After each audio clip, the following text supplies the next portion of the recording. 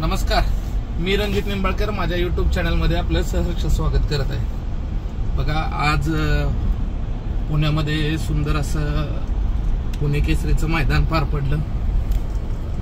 या मैदानामध्ये विजयी झाली गाडी ती म्हणजे सुंदर उर्फ कॉकटेल आणि पतंगची गाडी। त्यांचं मनापासून मी अभिनंदन करतो। प्रश्न पडला असेल, सर आपली गाडी तर हारली तरी सर आज तुम्ही गुलालात कसं काय दिसताय? तर आमचे मित्र सहकारी पिंटू शेठ मोडक यांनी अंगावरती गुलाल टाकला। खऱ्या अर्थानं ते माझे मित्र सहकारी आहेत आणि मित्राच्या विजयामध्येच आपला विजय असतो।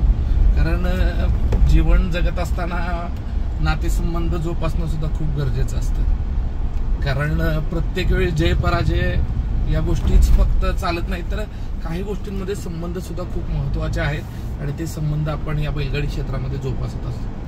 आज आपला लाडका सप्तहिंद केसरी बकासूर हा सुद्धा गुलालात राहिला, त्याचं सुद्धा मी मनापासून अभिनंदन करतो। कारण मुळशीच्या मैदानामध्ये बकासूर खूप कमी असतो, कारण या मुळशी तालुक्यामध्ये एकतर मैदानं कमी होतात आणि कमी मैदानं होतात त्याच्यात गुलालात खूप कमी वेळा होता आणि आत्ता आजही गुलालात राहिला, त्याचं देखील मनापासून अभिनंदन।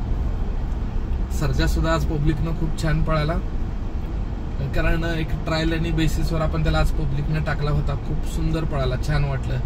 त्याच्या सहकारी वादळचं सुद्धा मी मनापासून आभार। परत आज दुसरा प्रश्न तुम्हाला पडला असेल की आज सर सेमीफायनलला सर्जाच्या गाडीवर नाना नव्हते, नाना बकासूरच्या गाडीवरती बसले होते। मी ज्यावेळेस या बैलगाडी क्षेत्रात ज्या बैलामुळे आलो तो म्हणजे सबंध महाराष्ट्राचा लाडका तुमचा आमचा सप्तहिंद केसरी बकासूर। आणि ज्यावेळेस मी या बैलगाडी क्षेत्रात ज्या बैलामुळे आलो त्याच्यानंतर मी असं ठरवलं की मग मला पण एक बैलगाडी मालक व्हायचं, मग मी बैल घेऊ लागलो। आणि त्याच वेळेस मी सांगितलं होतं की ज्यावेळेस विठ्ठल नाना आणि बकासूर अशा हे जे काही समीकरण आहे, हे जे काही जुळलेलं समीकरण आहे खूप उत्तम आहे। आणि मी माझी ज्यावेळेस गाडी एकाच सेमीत लागेल, म्हणजे आज सेमी क्रमांक 6 मध्ये सर्जाची गाडी लागली होती आणि त्याच सेमीत बकासूरची देखील गाडी लागली होती। त्याच वेळेस मी सांगितलं की नाना बकासूरच्याच गाडीवरती बसतील, कारण याच्यापूर्वी पण मी सांगितलं की बकासूर आणि सर्जा जर एका सेमीत आले आणि नाना बकासूरची गाडी हाणत असतील तर आपल्या गाडीवरती नाना बसणार नाहीत, नाना बकासूरच्याच गाडीवर बसतील। आज आपली सेमी 6 मध्ये गाडी सुंदररित्या हाणली मुशरफनं। काही कारणं असतात, बैल फाटीत जातो, तासात जातो। आता हा खेळच आहे, हा प्राण्यांचा खेळ आहे, त्याच्यामुळं होतं कधी कधी काही प्राण्यांना ते पब्लिकनं पळायची सवय नसते, कोण बैल दाबतो, म्हणून आपण कोणावरती दोष आरोप देत नाही। मात्र हार झाली तरी पण आज खूप आनंदी आहे, कारण सगळ्या गाड्या सुंदर असं छान पळायला, आयोजकांनी सुद्धा सुंदर मैदान घेतलं।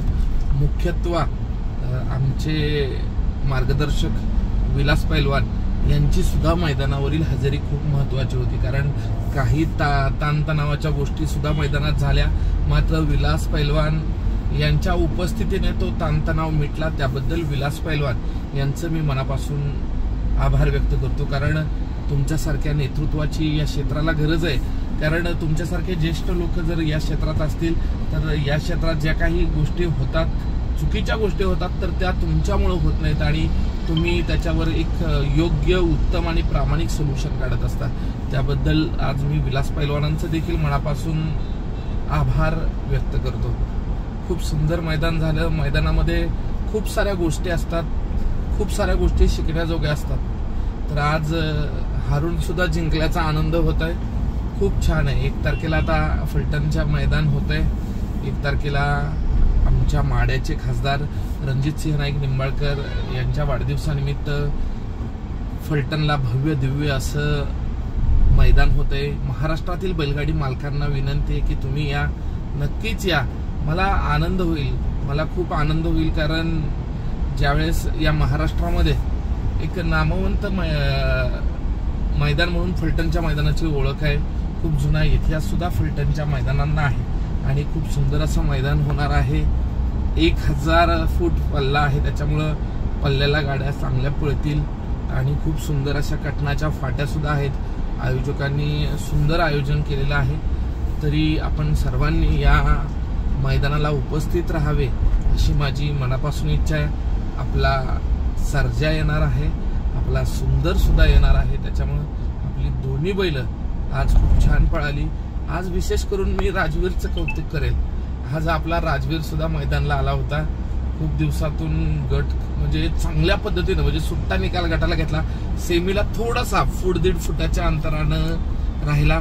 खूप बरं वाटलं, कारण आज राजवीर सुद्धा तोडीस तोड पळायला लागलेला आहे। आपण 40गावरून हा बैल घेतला होता, त्याच्यामुळे आज राजवीरचं पण मी मनापासून अभिनंदन करतो। जरी आज सेमीला हरला असेल तर पुढच्या मैदानात नक्कीच राजवीर आपल्याला गुलालात दिसेल।